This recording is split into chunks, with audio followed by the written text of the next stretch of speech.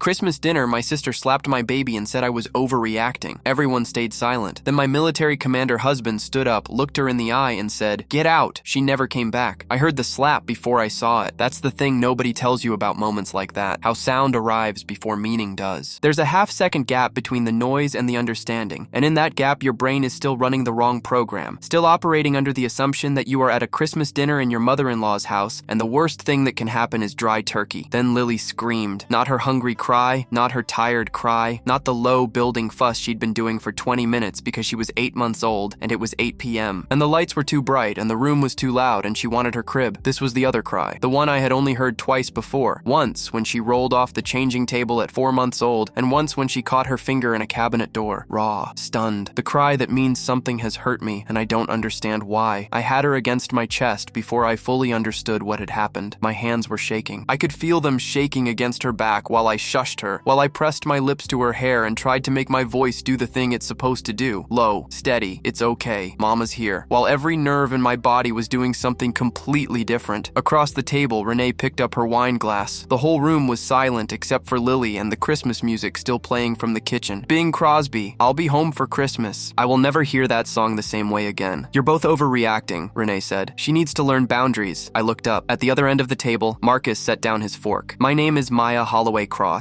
I'm 34 years old. I'm a pediatric occupational therapist, which means I spend my professional life helping children who have been hurt by the world do hard things anyway. I am not, by nature, someone who freezes. I am someone who assesses and acts. I froze. I need to be honest about that because I've spent the 4 months since Christmas dinner asking myself why, and the answer I've landed on is this. I was in shock, not just because of what happened, but because of everything that happened after, or rather, everything that didn't. The silence that fell over that table, the 12 people sitting in it, every single one of them looking somewhere else. But I'm getting ahead of myself. Let me tell you about Lily first. We tried for 4 years. 2 miscarriages, one at 9 weeks, one at 14, the second one late enough that we had told people, late enough that untelling them was its own particular kind of grief. 1 round of IVF that cost us $22,000 and 5 months of hormone injections, and a waiting room I still can't drive past without my chest doing something I can't name. Lily arrived on April 7th at 6:42 in the morning, 7 pounds 4 ounces, with Marcus's forehead and what the nurses called a very strong opinion about being here. She screamed for the first 20 minutes of her life in a way that made me and Marcus look at each other over her head with the particular wild joy of people who have been waiting so long for exactly this sound. She was 8 months old at Christmas dinner. She had 2 teeth and a laugh that made strangers stop on the sidewalk, and she had just, in the previous week, started pulling herself to standing using the coffee table, which meant our entire living room had become an obstacle course we navigated in reverent silence like the floor was lava. She was the most important thing that had ever happened to me. I need you to understand that before I tell you the rest. Let me tell you about Renee. Caleb, my brother-in-law, Marcus's younger brother, has spent 32 years being the family member who explains Renee to other people. She's just like that. She doesn't mean it. You have to know her. I had spent 7 years collecting those explanations, filing them somewhere in the back of my mind, alongside the specific catalog of things Renee had said to me over those 7 years that I had smiled through and absorbed and let go because family is complicated and Marcus loved his mother and Christmas was once a year. Is she sleeping through the night? Because you look exhausted. That one was from the main course. I read that IVF babies can have developmental delays. Something to watch for. That was from the appetizers, delivered with the warm, concerned face she used when she wanted to say something cruel and call it caring. She had spent 3 weeks before this dinner texting Marcus asking if we were really going to bring the baby. Babies at Christmas are so stressful, it ruins the mood. Marcus had answered each text once, briefly, and then stopped answering. I watched him do it with the particular patience of a man who had learned, over 38 years, which battles were worth the energy. Diane, Marcus's mother, a woman I genuinely loved, who had held my hand through both miscarriages and flown in when Lily was born and cried in a way that made me cry, had called and asked if we could please just try. One Christmas, all together, Marcus had looked at me. I had said yes because Diane asked me, and because I believed in trying, and because I was, as Renee would later say, too trusting. We arrived at 5 p.m. Lily was already tired. We knew that. We'd talked about it. We'd agreed that if she hit a wall, we would leave, and that would be fine. I put her in the portable high chair we'd brought, and she was happy through appetizers, genuinely delighted by the lights and the noise in the way that babies sometimes are before they tip over into overstimulated. By the main course, she was fussing. I was managing it. I do this professionally. I know how to read an overstimulated infant, and I know what they need, and I was doing all of it, keeping my voice low, limiting the visual noise, not passing her around the room to 30 sets of grabbing hands the way Diane wanted to. Lily was tired. She needed calm. Renee did not provide calm. Just put her down already. She's ruining the dinner. She's a baby, Renee, I said. I kept my voice even. I am very good at keeping my voice even. 7 years of practice. You coddle her constantly, Renee said. It's pathetic. You act like she's made of glass. She's 8 months old, I said. Still even. Lily was fussing against my chest, and I was rocking slightly, and I was watching Renee with the particular attention of someone who has learned to watch. Renee's bracelet was on the table near the high chair, a gold bangle, one she'd been pushing around all evening, setting down and picking up. Lily's hand shot out the way infant hands do, fast and random and completely without malice, and closed around it, and Renee's hand came down, open palm, across my 8-month-old daughter's cheek, the crack of it. I can still hear it. I will always be able to hear it. It is the kind of sound that bypasses everything and writes itself directly onto the part of your brain that doesn't forget. Lily screamed. I had her against my chest. My hands were shaking. The table was silent. Renee poured more wine, and across the table, Marcus set down his fork. Here is the thing about Marcus that you need to understand. He spent 20 years in the United States Army. He retired as a lieutenant colonel 18 months ago after 2 deployments to Afghanistan and 1 to Iraq, and a career that involved, among other things, commanding soldiers in situations where the wrong decision had permanent consequences. He is 6'3" and built like someone who takes the concept of physical preparedness seriously, which he does because he always has. He is also the gentlest person I have ever known, genuinely. The man who sings to Lily at 3 a.m. in a voice so quiet I have to stand in the doorway to hear it. The man who cried, alone in the hospital parking garage after our second miscarriage because he didn't want to cry in front of me and add his grief to mine. The man who learned to make egusi soup from scratch because my mother mentioned once in passing that it was my favorite. People who don't know him see the size and the stillness and make assumptions. What they don't understand is that the stillness isn't the absence of something. It's the presence of something. A particular quality of attention that he developed over 20 years of situations where reading a room correctly meant everything. When Marcus is angry, genuinely angry, not mildly irritated, not frustrated, but the real kind, he goes completely quiet. The background hum of him, the warmth he normally radiates, simply turns off, like a light switching out. I had seen it happen exactly twice in 7 years. When he set down that fork, I recognized it. He folded his napkin, set it on the table, each movement deliberate, unhurried. The way he moves when he is controlling something enormous with small, precise actions. He stood up. 12 people at that table. I watched it happen in sequence, each head lifting, one after the other, pulled by something they couldn't name, the specific gravity of a man who has learned to fill a room without raising his voice. He looked at Renee, just looked, didn't speak, didn't move. The Christmas music from the kitchen filled the silence. Bing Crosby, steady and absurd. Renee laughed. It came out wrong. What? She grabbed my, you put your hand on my daughter. Quiet, completely calm. If anything, quieter than his normal voice. That was what made Diane's hand stop halfway to her mouth. That was what made my uncle set down his wine glass. The absence of heat. The total, absolute control of a man who was choosing, very deliberately, exactly how much of himself to show. Marcus, it was just a... Diane started. He didn't look at her. Didn't move his eyes from Renee. Didn't blink. You will gather your things, he said, and you will leave this house. Renee's smile did something complicated. The social confidence she'd operated on all evening, the certainty that this room was hers, that these people were her audience, that she could do what she'd just done and call it discipline and move on, flickered. You're being ridiculous. It's Christmas. It was Christmas, he said. Now it's over. She looked around the table. I watched her do it. The systematic scan for backup, for the ally who would give her the foothold she needed, who would laugh or interject or say Marcus, come on, and let her rebuild the ground under her feet. My uncle looked at his hands. Diane pressed her lips together and stared at the tablecloth she had ironed that morning. I had watched her do it. Nobody spoke. Nobody moved. One by one, every person at that table looked somewhere that was not at Renee. Mom, her voice had changed. Something thin in it now. Are you going to let him? Renee, half a register lower. The voice he used, I would later learn from Caleb, when he needed a room of 22-year-olds with weapons to do something difficult and do it now. I won't say it again. Her chair scraped back. She grabbed her coat from the back of it, a camel-colored wool coat she'd talked about for most of appetizers, designer, purchased on a recent trip. She picked up her purse. She walked to the front door with the stiff, precise gait of someone maintaining dignity through will alone. She stopped with her hand on the doorknob. The house was so quiet. You'll regret this, she said. Marcus looked at her. Merry Christmas, Renee. The door clicked shut. He sat back down, picked up his fork, looked across the table at me and Lily. Is she okay? I nodded. My eyes were doing something I was trying to stop them from doing. He reached across and squeezed my hand once, firm and brief and certain. That was it. No speech, no explosion, no further performance. The Christmas music kept playing from the kitchen. We left 20 minutes later. Diane cried at the door. She held my face in both hands and said she was sorry in a way that was real, and that I believed and that I also understood was not enough. Not because of anything she had failed to do do in the moment, but because of everything that came after. In the car, Lily was asleep before we hit the end of the block, her cheek turned against my shoulder, the red mark already fading. I held my hand over her the whole drive home without touching her, the way you hover, the way you can't stop yourself from being close. Marcus drove without speaking for a while. I want to talk to someone tomorrow, he said finally. A lawyer? A pediatrician first, to document it. I looked at him in the dark of the car. You think we should document it? I think she hit our infant daughter in front of 12 witnesses, he said, and I think we should be very clear-eyed about what that is. He wasn't wrong. The next morning, I called our pediatrician. Dr. Sandra Okonkwo had been Lily's doctor since her 2-week appointment. Calm, precise, the kind of physician who answers questions completely and doesn't perform reassurance she doesn't mean. I explained what happened. There was a brief silence. Bring her in, she said. We were there by 9 a.m. Dr. Okonkwo examined Lily's cheek. The redness had faded, but she photographed it anyway, noted it in the record, and sat back in her chair with the particular stillness of a doctor, choosing her words carefully. I'm obligated to tell you, she said, that what you're describing, an adult striking an infant, falls within the definition of physical abuse under state statute. I'm not making a determination about intent. I'm telling you what it is legally. Marcus nodded. He had known this already, I think. He had wanted to hear it from someone else. Do you want me to file a report? She asked. We looked at each other. We want the documentation, Marcus said. We'll make our own decisions about the rest. She filed the report with the county, not because we asked her to, because she was, as she told us, a mandated reporter. The decision, once I described the incident in that exam room, was not ours to make. It was hers, and she made it, and I am glad she did. The report went to a family services caseworker named Ellen Marsh, who called us the next day. She had 16 years in child protective services and the specific, careful tone of someone who has learned to be neither alarmist nor dismissive. She explained the process. An investigation would be opened. She would need statements. The incident would be on record. Is there a pattern? She asked. Any prior incidents? I thought about 7 years of cataloged comments, about the systematic accumulation of small things I had filed and let go. I thought about the way Renee had looked at Lily all evening, not with the complicated feelings some people have about babies, the honest discomfort of someone who isn't a baby person, but with something I hadn't had a word for and now thought I might. Not with Lily, I said. She's only 8 months old. Ellen Marsh noted that. We also called an attorney, not because we were sure we needed one, but because Marcus had spent 20 years believing that you document everything and that documentation creates options. Her name was Patricia Nguyen. Family law, 12 years, with a secondary focus on child safety cases. She reviewed Dr. Okonkwo's report and Ellen Marsh's case number and the text messages Renee had sent in the weeks before Christmas, the ones about babies ruining holiday moods, the ones Marcus had answered once and then ignored. This is a solid record, she said. The pediatric documentation is important. The CPS case number is important. She looked at us. What do you want to happen? Marcus looked at me. I want her away from my daughter, I said. Permanently. That's not a legal mechanism I can give you for a family member, Patricia said, but a restraining order is possible given the documentation, and CPS involvement changes the calculus significantly for any future contact disputes. She paused. The more immediate question is what your family's response is going to be. That's often where these things get complicated. She was right about that. The texts started 3 days after Christmas. Not from Renee, from Diane. The first few were gentle. I hope Lily is feeling better. I've been thinking about all of you. And I believed them because I knew Diane and I knew they were real. But then came the others. The ones that arrived in clusters, late evening, carrying the specific energy of someone who had been talking themselves into sending them for hours. Renee is devastated. She knows she was wrong, but she's struggling. She had a hard year. I don't think she's entirely herself. I need you to understand she loves Lily. She would never really hurt her. I read each one. I showed them to Marcus. He read them without expression. What do you want to do? He asked. I want to answer them honestly, I said. I did. I kept each response short and factual. A CPS report has been filed and an investigation is open. We are not able to discuss the incident further while that process is ongoing. Patricia had told us to say exactly that. I said exactly that. The text from Diane shifted after that. Less gentle. A new register. Hurt. Accusatory. The specific pain of a mother who believes she is being made to choose. This is destroying my family. Renee is your family too, Maya. Marcus, please. She's your sister. Marcus answered that last one himself. One sentence. She is. And Lily is my daughter. He put the phone down. We sat in our living room in the quiet of a sleeping house and I looked at him. At the particular stillness that had settled over him since Christmas. The one that was different from his normal stillness. Heavier somehow. The stillness of a man holding something he hadn't set down yet. Are you okay? I asked. He was quiet for a moment. No, he said. Not entirely. He looked at me. I will be. I believed him. I had always been able to believe him about that. The investigation took 6 weeks. Ellen Marsh was thorough and professional and took statements from everyone who had been at the table. This is where something happened that I had not fully anticipated. Caleb talked, not to Renee's detriment, not initially, not vindictively. He answered Ellen's questions honestly, because that is the kind of person Caleb is, and his honest answers included included information about 3 incidents from their childhood that Ellen noted and that changed the shape of the file. One from when they were kids. Renee, 10 years old, breaking the arm of a neighbor's cat, not an accident. A deliberate act that Diane had quietly handled and that had never been discussed. One from 6 years ago. A child at a birthday party. A friend's 4-year-old, who Renee had tapped on the mouth for interrupting her. The family had managed both, the way families manage things, privately, with the unspoken collective understanding that managed silence is the same as it not having happened, except it isn't. It was never the same. Ellen Marsh had seen this pattern before. She was very clear in our final meeting about what the complete picture showed. The finding, she told us, is substantiated for physical abuse. That goes into the statewide registry. She folded her hands. I want you to understand what that means practically. It doesn't criminalize her, but it exists. Any future employment involving children, any future custody situation she's involved in, any future child safety evaluation, this record exists. I sat with that. She'll know, I said. She'll be notified, yes. I thought about how Renee would receive that notification, about what it would mean to have the thing you did, the thing you minimized called overreaction, dismissed with wine and composure, written down, made permanent, filed. I didn't feel triumphant about it. I felt something quieter than that, a kind of cold, necessary clarity, a door closing on something that had been open too long. Diane called Marcus the day the finding was issued. He took the call in the kitchen. I could hear his voice from the living room, low, steady, the same register he'd used at the Christmas table. I couldn't hear the words. He came out 20 minutes later and sat down next to me on the couch. Lily was on the playmat in front of us, working on pulling herself to standing using the edge of the coffee table, completely absorbed in the enormous project of her own development. How is she? I asked. Devastated, he said. Angry. She wants to know if there's anything that can be done about the registry finding. Is there? Patricia says the appeal process is narrow and the documentation is solid. He watched Lily for a moment. She asked if we'd consider family therapy, all of us together. What did you say? I said I'd talk to you. I looked at him, at the particular careful neutrality of his face, the one he used when he was waiting to understand what I needed before he said what he thought. Lily is 8 months old, I said. She won't remember Christmas. She won't remember any of this. I paused. But she will grow up knowing exactly how her parents responded to it. That's the part she'll carry. Marcus nodded slowly. I need her to know, I said, that when someone hurts her, we don't ask her to make room for it. We don't ask her to understand it. We just remove it as completely as we can. He was quiet. Yeah, he said finally. That's what I told my mother. Lily pulled herself to standing against the coffee table. She wobbled. She held on. She looked up at us with the specific triumphant expression of someone who has done an impossible thing and knows it. Marcus laughed, a real one, sudden and uncomplicated. She let go. She sat down hard on the mat and looked mildly surprised at herself. She's okay, Marcus said. She's okay, I said. 4 months later. Renee has not contacted us. Whether by choice or by the terms of the restraining order Patricia filed, which named her specifically with respect to Lily and created a legally documented boundary that was no longer dependent on anyone's willingness to manage or minimize. I don't know, and I find I don't care. Diane comes to see Lily on the second Saturday of every month. She holds her like she's something precious. She cries sometimes and tries to hide it. I let her hold Lily for as long as she wants, and I make tea, and we talk about things that are not Christmas, and sometimes, briefly, about things that are. We are rebuilding something. I don't know what it's going to look like when it's rebuilt. I don't need to know yet. Caleb texts me memes about babies and milestones and sends Lily handmade cards because he is that person, genuinely, and always has been. Lily is now 12 months old. She walks, not smoothly, not confidently, with the wide-legged, determined wobble of someone who has recently discovered that upright is an option and is fully committed to it. She says mama and dada and no, and, inexplicably, what sounds very much like dog, which is impressive given that we don't have one. She has no idea what happened at Christmas. She will not remember it. What she will grow up knowing is this, that her father stood up at a table of 12 silent people and said, quietly and without drama, you will leave this house, and meant it, and was believed. That her parents made a record of what happened to her. That when the system gave them a mechanism to make it permanent, they used it. That she is not a child who will be taught to make room for the thing that hurt her. Marcus was right the night we drove home. I've thought about it many times since. We need to be very clear-eyed about what that is. A slap, open palm, against our daughter's cheek. That is what it was. That is what it will always be. And the door that closed on Christmas night, quietly, with a click, while Bing Crosby played from the kitchen, has stayed closed. Some doors, once you let them close, turn out to have been the right ones to close all along.